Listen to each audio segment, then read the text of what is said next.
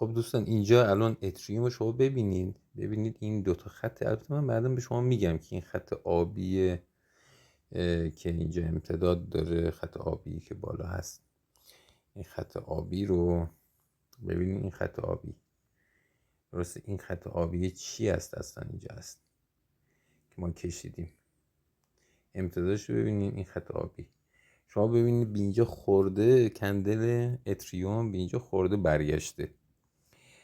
کلا بین این دوتا خط ببینید، خط قرمز و این خط، اینا این میانگینای متحرکی هستن که برای ترکیبیه. حالا بعدم شما میگیم اینا رو، اون بالا هم هست اگه نگاه کنین، هم ایچیموکو هم ایمه و چند تا چیزی با هم دیگه قاطیه.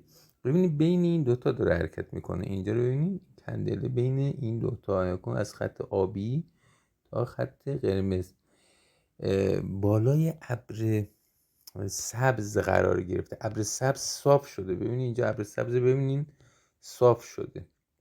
نگاه کنید ابر سبز، ببینید صاف شده. ابر سبز صاف. خب اینجا ابر سبز نگاه کن کاهشی شده. ببینید اینجا رو بعدش ابر سبز کاهشی شده. خب این یعنی چی؟ داره آینده رو میگه آیندهش هم کاهشیه. ببینید اینجا رو نگاه کنید. این خط قرمزه که این داره میبینین امتدادش الان از ابر سبز بالاتر نرفته. این اگه از ابر سبز بالاتر بره باز امید داره که به سمت بالا بره. انتهای ابر کما رو ببینید چیز قرمز ایجاد شده. این من حذف کنم، در کلی مقدار کوچیک‌ترش کنیم. ببینیم در ادامه البته ابر سبز هم هست. حالا بیایم اینجا در آرسای ببینیم آرسای رو چند هست. آرسای ببینید رو چند هستن. اینجا نگاه کن آرسای و 73. آرسای 73 داره به ما میگه که میتونه رشد بکنه اما یک نوسانات باید بکنه. این فعلا روزانه هست. بریم تو نمودار مثلا 4 ساعتش ببینیم چیه. شما برای نوسان گیری باید حتما نمودار بیاریم پایین تر، زمان رو بیاریم پایین تر.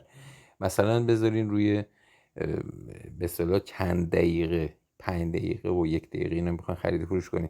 ولی در کل برای که بررسی کنین ببینید اینجا رو نگاه کنین در 4 ساعته شما ببینید اینجا آرسای کم شده و اون به این خط قرمز اینجا هم نزدیک شده. کدوم خط قرمز؟ همون خط قرمزی که اینجا گفتیم نزدیک شده. به همین خط قرمزه کندل ما نزدیک داره میشه.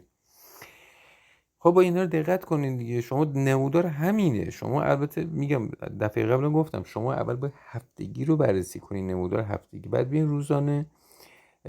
این الان اتریومه. حالا هفتگیش هم ببینیم هفتگیش چی بوده. اینجا هفتگیش یه نگاه بکنیم. این خط قرمز حذف کنیم ببینیم مثلا ما رو گول نزنه. خب هفتگی رو ببین. هفتگی آرسای ببینید. اینجا من اون قبلا گفتم این آرسای ببینید. این میانگین متحرک خط زرد که اینجا میبینید به سمت بالا داره خط زرد میانگین متحرک. آرسای ببینید این دو آرسای رفته اینجا بایستی بیاد تا این نزدیک های میانگین متحرک مثلا تا 40 و 50 باید بیاد. الان کجاست آرسای در هفتگی؟ 60. باید بیاد پایین بی میانگین متحرک مثلا این حدودا به اینجا برسه، مثلا 55 برسه. اینا رو دقت کنید دیگه. باز میذاریم آموزش هست، خرید فروش هست. الان داره به ما میگه که فعلا نخر، احتمالی که افت بکنه زیاده. موفق باشید.